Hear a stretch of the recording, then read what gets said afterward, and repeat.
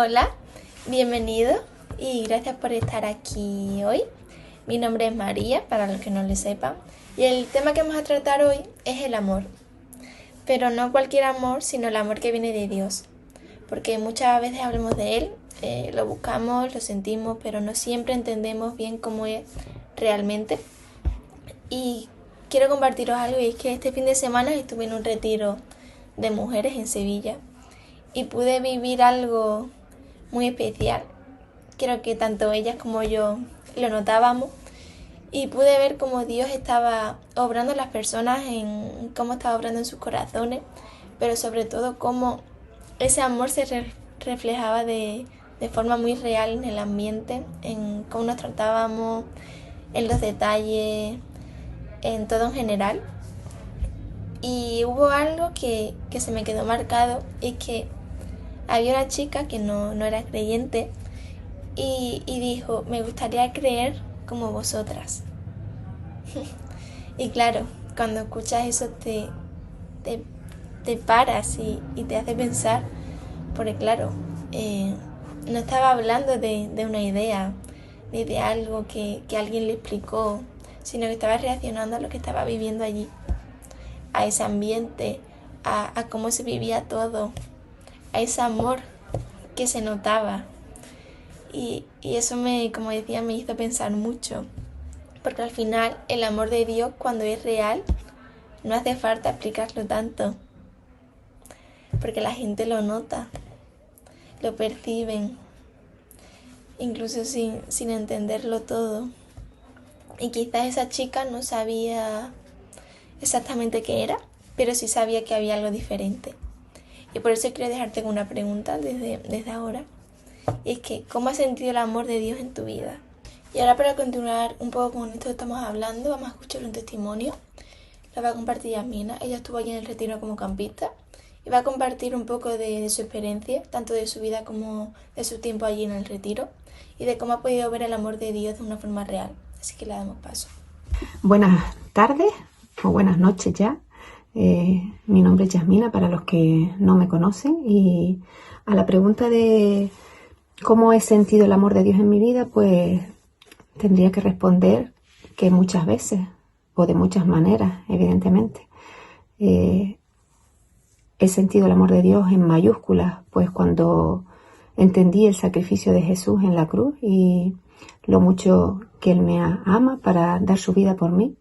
Pero también siento el amor de Dios en mi vida diaria, porque Él me lo muestra como un padre que me cuida, me protege, me acompaña, me provee de todo lo que necesito, me guía en las decisiones que tengo que tomar, me consuela y me da aliento en los momentos duros y difíciles, me ha bendecido con una familia preciosa y también con personas que ha puesto en mi camino y que me apoyan y me aman.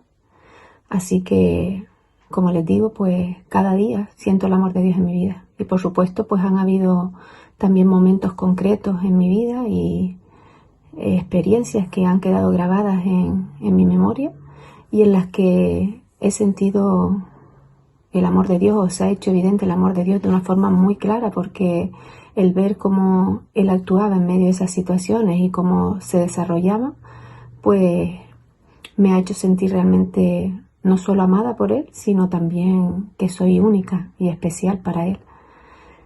Y por contar algo más reciente, pues me gustaría compartir que este fin de semana un grupo de mujeres de nuestra congregación tuvimos la ocasión de asistir a un retiro espiritual que se celebró en Sevilla, en la Sierra de Sevilla, y la verdad que disfrutar este tiempo con mujeres que no conocía y compartir con ellas pues momentos de oración, de estudio bíblico, conversaciones, comidas, disfrutar de tiempos de ocio y de diversión, pues ha sido también una manera de experimentar y sentir el amor de Dios, que es el que nos unía realmente.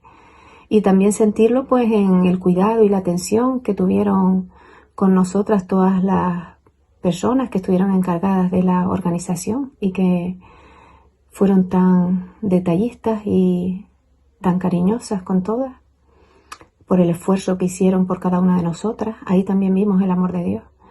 Y cómo no, pues en el precioso paisaje que nos rodeaba, porque estábamos rodeadas de montañas, árboles, cascadas, así que fue también una oportunidad de sentir el amor de Dios viendo su preciosa creación. Así que un fin de semana precioso para experimentar el amor de Dios en mi vida y en la vida de todas las mujeres que estuvimos allí. Así que le doy gracias a Dios por su amor, que es inagotable y que es incondicional.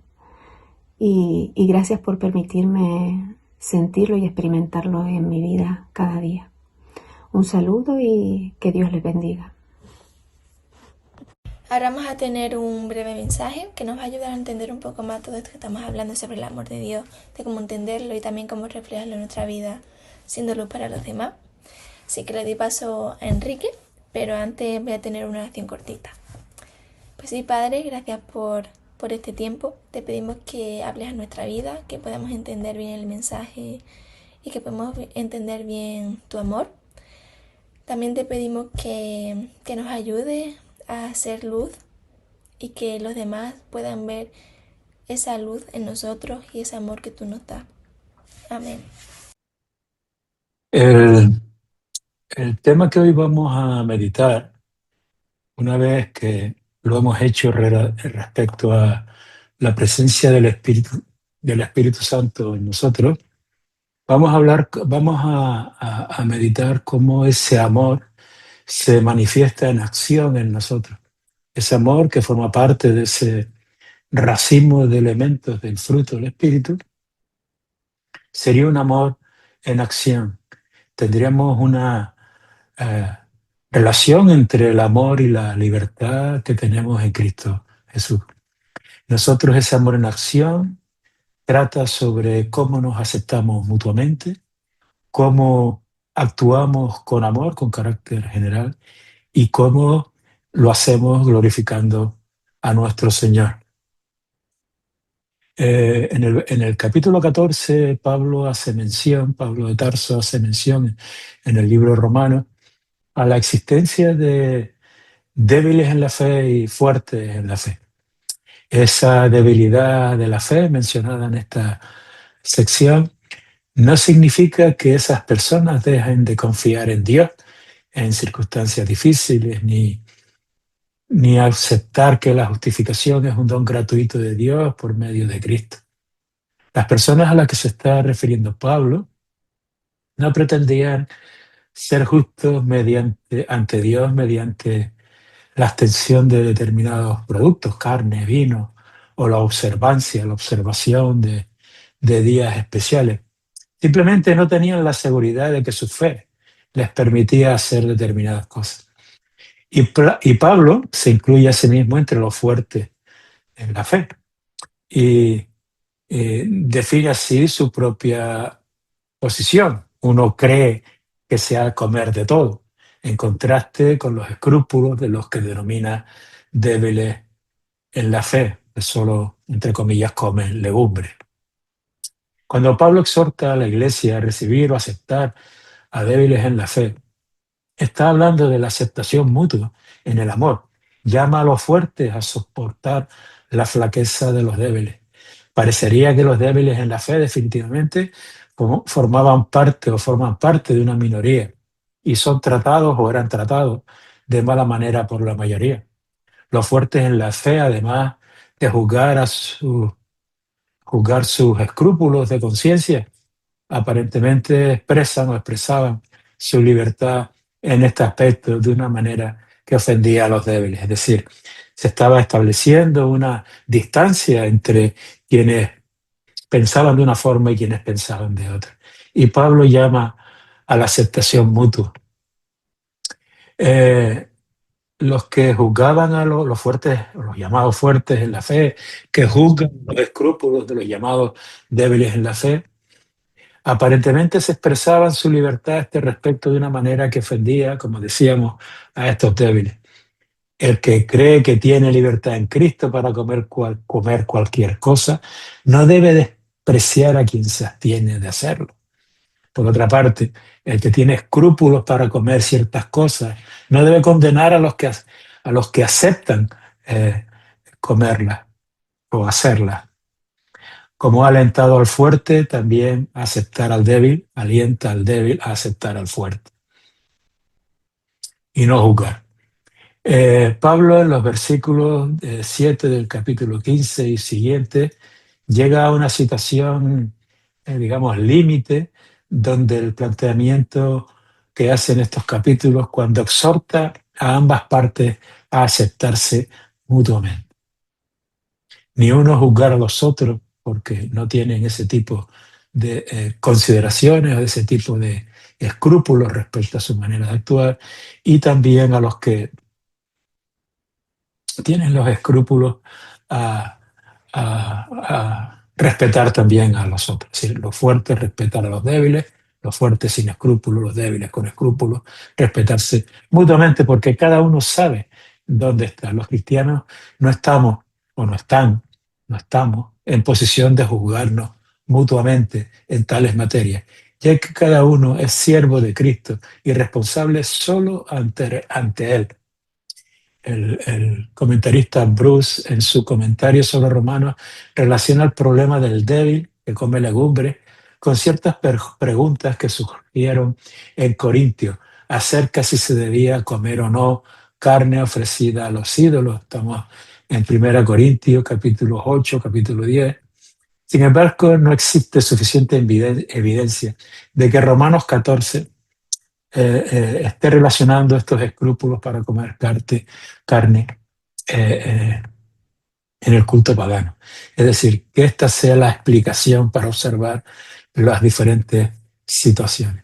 Es más probable que los débiles en la fe en Roma se sentían obligados en su conciencia a cumplir ciertos requerimientos ceremoniales de la ley del Antiguo Testamento, tales como la distinción entre alimentos puros e impuros, evitar la sangre, guardar el sábado y otros días especiales, en concordancia con el hecho de que la división entre los débiles y los fuertes parece ser, según versículos 15 del 7 al 13, mayormente una división entre judíos y gentiles cristianos.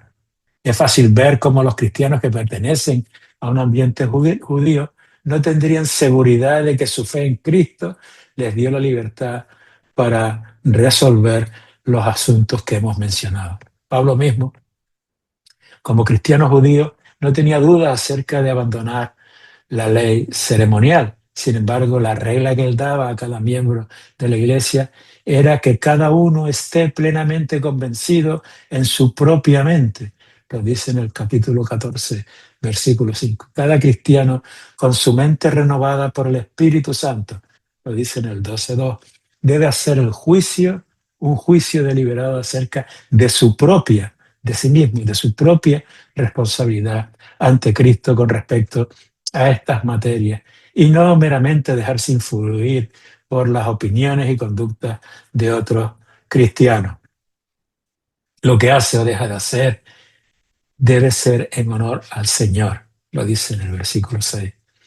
Los cristianos deben vivir para agradar a Cristo. Ellos buscan utilizar sus vidas para servirle, y cuando llega la hora de su muerte le glorifican entregándose a su cuidado. Le pertenecemos a Cristo en la vida y en la muerte, ya no a nosotros mismos. En vida de esto, ¿cómo puede el débil pretender juzgar al fuerte, y cómo se atreve el fuerte a despreciar al hermano más débil? Se pregunta. Todos debemos comparecer ante el juicio de Dios, como se afirma en Isaías 45:23, y dar cuenta ante Él solo. Por tanto, la conciencia de nosotros mismos nos lleva a aceptarnos mutuamente y en conciencia actuar respecto a las determinaciones que tomamos. El segundo aspecto, que el primer aspecto, como dijimos, era el respeto y la aceptación mutua, y el segundo de los aspectos es actuar con amor. La exhortación que hace Pablo para no juzgarse unos a otros está dirigida tanto a los fuertes como a los débiles, y resume hasta aquí el planteamiento del capítulo 14. Sin embargo, Pablo Se preocupa particularmente por los fuertes cuando les insta a no poner tropiezo u ocasión de caer al hermano o la hermana. Aquellos que están seguros de su libertad en cuanto a alimentos y bebidas y a la observancia de ciertos días, pueden por su conducta ser causa de la ruina espiritual de un hermano considerado más débil en este aspecto. Pablo está definitivamente convencido de que en el Señor Jesús, por su conocimiento de Jesús y su enseñanza, de que nada es inmundo a sí mismo, en sí mismo. Lo podemos ver en el versículo 14, también en el capítulo 7 de Marcos, cuando se presenta entre el versículo 14 y el 23. Los fuertes tienen razón al decidir que la impureza ritual ya no preocupa a los que están libres en la ley. Perdón. Sin embargo, para los creyentes que no han alcanzado esta verdad, la obediencia al pie de la letra de la ley ritual es un asunto todavía de conciencia. Para el que piensa que algo es inmundo, para él lo es. Es posible que aquellos que no tienen una libertad interna acerca de estos asuntos se sientan ofendidos por sus hermanos cristianos o hermanas cristianas más fuertes que comen los alimentos prohibidos en su presencia y que los incitan a actuar contra su conciencia al comerlos, versículo 15. Cuando los fuertes actúan de esta manera, ponen la libertad antes que el amor y posiblemente causan la ruina espiritual de aquel por quien Cristo también murió. Veámoslo en Corintios capítulo 8, versículos del 9 al 11. Tal egoísmo desprestigiaría el evangelio mismo, porque se testifica del reino de Dios cuando se manifiestan en la vida de los cristianos la justicia, la paz y el gozo en el Espíritu Santo. El que sirve a Cristo reconoce la verdad expresada por el versículo 17 que agrada a Dios y es aprobado por los hombres. Los fuertes deben darle tiempo a los débiles para que se acostumbren a la idea de cualquier cambio en sus hábitos ahora permitidos por Cristo. Este es un asunto que no ha cambiado tanto, este es un asunto que día a día lo encontramos en nuestras congregaciones. Y es importante que quienes no tengan prejuicios, que no tengan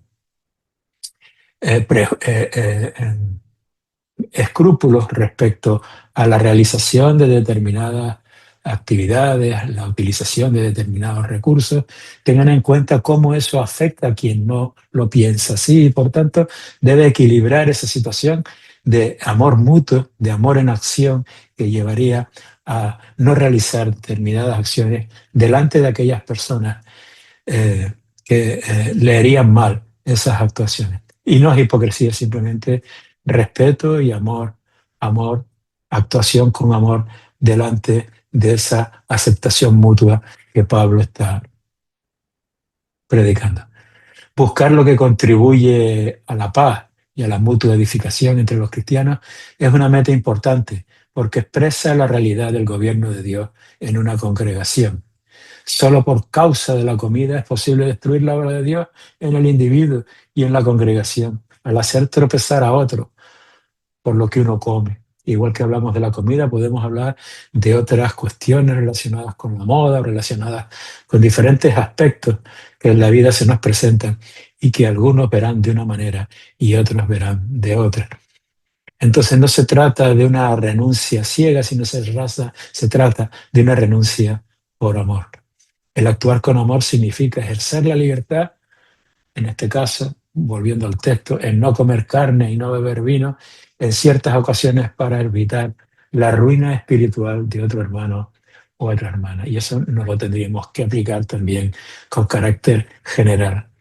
Cuando Pablo dice, tienes tu fe, tenla para contigo delante de Dios, no se refiere a que los cristianos deben tener su fe en privado. El sentido fundamental de la palabra fe, aquí se utiliza esta palabra en el sentido de convicción. En el contexto se refiere a la seguridad que uno puede tener de que como cristiano, acerca de la libertad para actuar de cierta manera, la podemos usar. Tal libertad interna no tiene que ser expresada necesariamente externamente para ser disfrutada, si puede dañar a otro. se puede disfrutar en nuestra vida interior, un secreto que solo Dios y nosotros conocemos, decía Cranfield. Por último, el apóstol Pablo manifiesta la bienaventuranza del cristiano fuerte en la fe, que no hace problemas por los escrúpulos que preocupan a aquel que es débil en la fe. Bienaventurado es el que no se condena a sí mismo en lo que aprueba. Leemos en el versículo 22, segunda parte. Se hace contraste entre el cristiano fuerte y el débil que duda, pero que igualmente come lo que él cree que es alimento prohibido. Esta persona es condenada porque ha actuado sin convicción de que su fe le permite hacer tal cosa. Si actuamos en contra de nuestra conciencia, sabiendo que eso, según nuestra conciencia, no es conforme a la voluntad de Dios, en ese momento estamos pecando. El actuar de esta manera es pecar, porque todo lo que no se origina de dicha confianza es un acto de rebelión personal contra Dios. Estamos rebelándonos contra el ser al que decimos servir, pero que sin embargo que en nuestra conciencia tenemos como claro cómo se debe actuar, y si hacemos lo contrario estamos yendo contra nuestra propia conciencia que nos limita en determinadas acciones. Por tanto, esa actuación no debe producirse nunca una rebelión personal contra Dios, ni los fuertes forzar a los débiles a que se rebelen personalmente contra Dios, porque los induce a pecar. De esa manera entraríamos en la tercera cuestión, que es la glorificación a nuestro Dios. Pablo resume este planteamiento hacia los fuertes, diciendo que su libertad conlleva la responsabilidad de ayudar a los débiles a sobrellevar su debilidad, como podemos ver en Galatas 6:2. Esto involucrará el no hacer lo que deseen, sino que consideren los efectos que su conducta en sus hermanos y hermanas producen, sus hermanos y hermanas más débiles. Obviamente, los fuertes en edificación intentarán hacer que esa fe se haga cada vez más fuerte en los que son considerados en la escritura débiles, para poder vivir en mayor libertad que hay en nuestro Señor Jesucristo. El agradar al prójimo, no solo halagarlo, sino edificarlo como cristiano, es un deber en amor. Por tanto, estamos ahí con un compromiso frente a nuestro Señor de edificación de la iglesia y de permitir que crezca la fortaleza en la fe en uno y en otro. El ejemplo de Cristo en este aspecto es un poderoso argumento. Se puede ver en Corintios, 2 Corintios, capítulo 8, en Filipenses, capítulo 2, aquí en el versículo 3, que continuando con lo que hasta ahora ha sido su procedimiento al escribir esta epístola, Pablo desarrolla su idea a partir de una cita en el Antiguo Testamento. Se representa a Cristo como el que se habla en el Salmo 69:9, dirigiéndose a Dios y diciendo que Él soportó la hostilidad de los hombres hacia Dios. Si Cristo estaba dispuesto a llegar a tal extremo en su intención de no hacer su voluntad para salvar a su pueblo, entonces los cristianos deberían estar dispuestos a renunciar a sus propios intereses por el bien de sus hermanos y de sus hermanas. Cristo nunca estuvo dispuesto a no hacer la voluntad de Dios. Incluso exhortó a Pedro diciéndole que se apartara de él porque pretendía que no bajara a Jerusalén porque le iban a matar. Y esa era la voluntad de Dios. Por tanto, esa voluntad para salvar al pueblo tiene que ser el ejemplo, el paradigma de cuál es la disposición a renunciar a nuestros propios intereses para la gloria de Dios, por el bien de nuestros hermanos y hermanas. Toda la escritura fue escrita para instruir y edificar al pueblo de Dios, de modo que pudiera mantener firme su esperanza y continuaran viviendo para Cristo, edificándolo para crecimiento en fortaleza de su propia fe. La oración de Pablo a Dios es que da paciencia y consolación a través de las Escrituras. es para que permita que los cristianos en Roma puedan vivir en armonía los unos con los otros, de acuerdo a la voluntad de Cristo. El propósito de esta oración es que todos juntos, a la voz, glorifiquen a Dios, al Dios y Padre de nuestro Señor Jesucristo. Esto lleva al apóstol al extremo de su planteamiento. Los fuertes y los débiles deben aceptarse unos a otros en el sentido de reconocerse y aceptarse mutuamente, a pesar de sus diferencias. Si no lo hacen, será imposible glorificar a Dios con la clase de unidad por la que está orando nuestro hermano Pablo.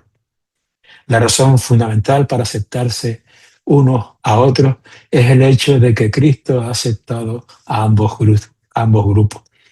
Hay que observar cómo los judíos y los gentiles alaban a Dios por motivos ligeramente diferentes. Cristo se hizo siervo de los judíos, siervo de la circuncisión por causa de la fidelidad de Dios, para hacer realidad las promesas hechas a los patriarcas. Jesús también vino para hacer posible que los gentiles glorificaran a Dios por su misericordia. Se dan 4 citas del Antiguo Testamento para apoyar la idea de que Dios pretendía que los judíos y los gentiles estuvieran unidos en la comunión del Mesías. En los versículos del 9 al 12 podemos ver cómo gran parte del argumento teológico del resto de la epístola sienta las bases para la enseñanza ética de estos últimos capítulos. Esta sección termina con una oración y deseo de que Dios permita a su pueblo abundar en la esperanza que es suya en Cristo Jesús. El otro día predicaba nuestro hermano Segovia en la congregación esa idea de hermanos o hermanas que su razón principal que les lleva es la misericordia, y otros hermanos y hermanas donde su razón principal es la justicia. Sin embargo, en nuestro Señor se ha producido esa fusión entre misericordia y justicia en el Señor que glorifican a Dios mismo y que nos trata a nosotros de esa manera, con justicia, justificándonos a través de la entrega de nuestro Señor Jesucristo en sacrificio, y con misericordia como perdón de nuestros pecados que cometemos por la imposibilidad material de poder obedecer la ley de Dios, solo posible a través de la acción del Espíritu Santo y por la sustitución que ha hecho el Cordero último y único, que es nuestro Señor, muerto y luego resucitado, muerto en la cruz para salvación y resucitado para vida eterna de todos y todas nosotros. En el nombre de nuestro Señor, hasta aquí hemos llegado. En la próxima sesión haremos una recapitulación de las temáticas que hemos ido abordando durante los últimos jueves en los que hemos podido tener esta meditación. Bendiciones. Y ya para terminar, gracias por haber estado, por haber escuchado. Hoy hemos visto que el amor de Dios no es solo una idea, sino que es algo que se vive y que se nota, y que no depende de cómo estemos, ni de si lo sentimos más o menos, porque nada nos puede separar de ese amor. Y al final, la pregunta no es si sabemos que Dios nos ama, sino que si se está notando ese amor en nuestros actos, en nuestra vida. Así que Dios os bendiga y hasta el próximo jueves.